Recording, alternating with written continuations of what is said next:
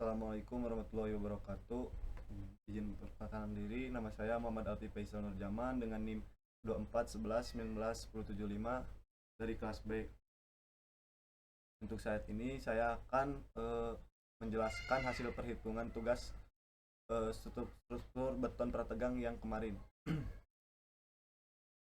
Untuk beton prategang ini adalah beton yang mengalami tegangan internal dengan besar dan distribusi sedemikian rupa hingga dapat mengimbangi sampai batas tertentu. Lalu selanjutnya untuk langkah-langkah penentuan gaya prategang awal minimum atau PI sebagai berikut. Yang pertama untuk menghitung batas tegangan atau kehilangan tegangan. Dalam penentuan batas tegangan ini terdapat dua jenis elemen struktur prategang, yaitu sebagai berikut. Yang pertama prategang penuh dan prategang parsial. Untuk menjamin bahwa elemen struktur prategang penuh tidak mengalami retak, terdapat batas-batas tegangan yang harus dipenuhi seperti yang diatur dalam SNI 2847/2013 di bawah ini. Yang pertama, kondisi awal atau tarik dengan rumus FTI sama dengan 0,5 akar FCI. Lalu kondisi awal tekan dengan rumus FCI sama dengan min 0,6 FC.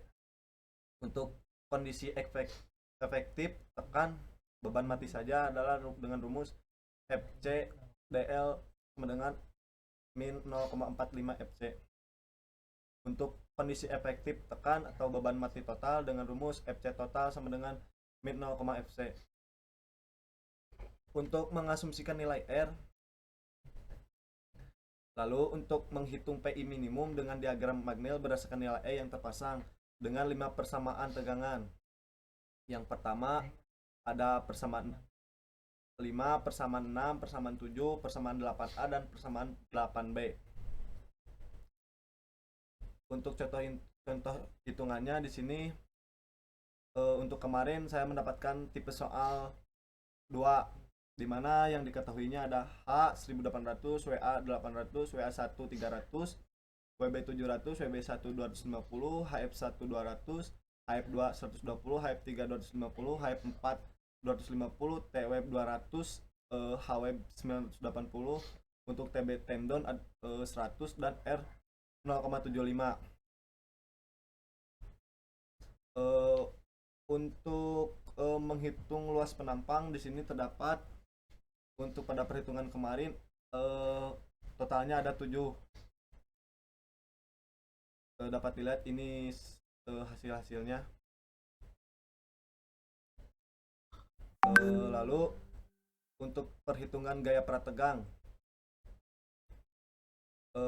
contohnya penentuan luas penampang beton tersebut akan dibagi menjadi 7 segmen seperti yang tadi ditampilkan di dalam Excel.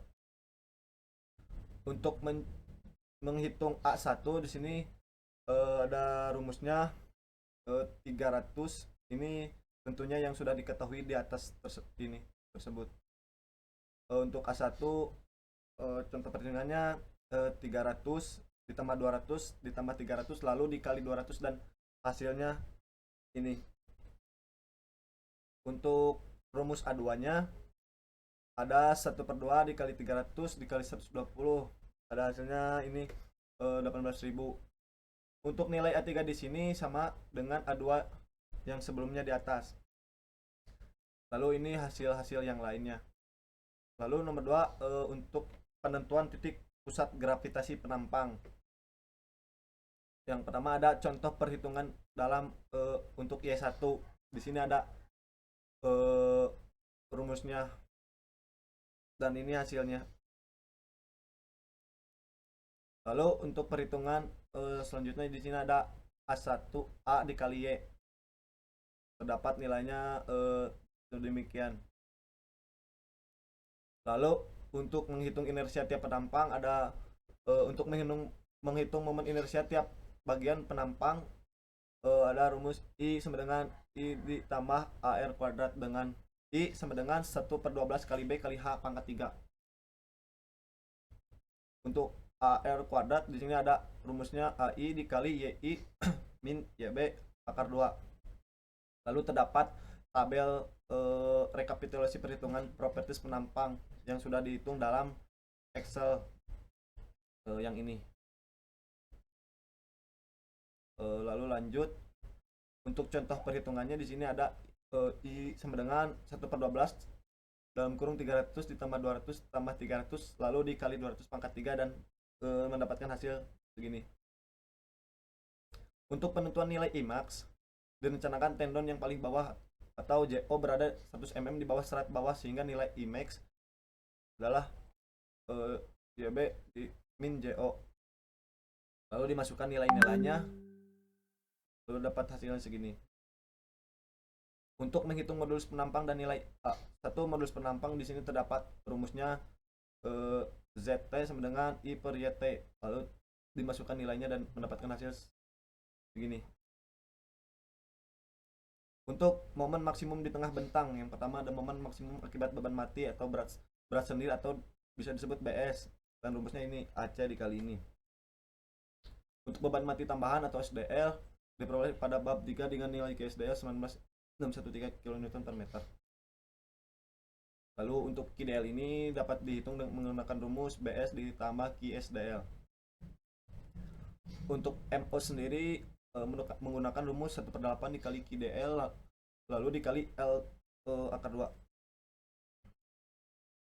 Sedangkan momen maksimum akibat beban total atau Q total menggunakan rumus KDL ditambah KRL.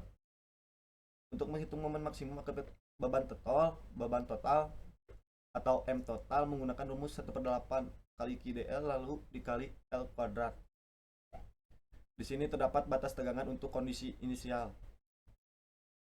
Ada F aksen C sama dengan 40 megapascal. Di sini ada untuk selanjutnya ada batas tegangan untuk kondisi efektif.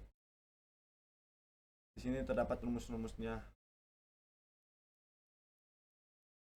Lalu ada untuk persamaan Bagnell atau menentukan nilai PI dengan menggunakan persamaan Bagnell. Di sini terdapat persamaan-persamaan. Yang pertama ada persamaan 5, persamaan 6, persamaan 7, persamaan 8A, persamaan 8B. Dan ini data-data ini yang tadi sudah dihitung di dalam Excel lalu dimasukkan ke sini.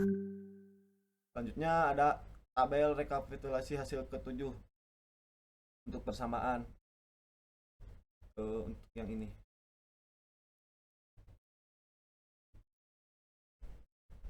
Selanjutnya yang terakhir ini ada gambar diagram hasil plot dari tabel yang di atas ini. Selanjutnya untuk terakhir di sini setelah membuat diagram Bagnell ini, maka tarik garis dari sumbu X dengan menggunakan nilai IMAX hasil yang dari tadi 817,8 mm dan menyentuh ke persamaan 6. Lalu gunakan persamaan 3 untuk menyaring nilai PI. Untuk nilai PI-nya sudah dihitung di sini dan menghasilkan nilai segini. Untuk penjelasannya lebih kurang seperti itu. Mohon maaf bila ada kesalahan. Lebih dan kurangnya mohon dimaafkan. Assalamualaikum warahmatullahi wabarakatuh.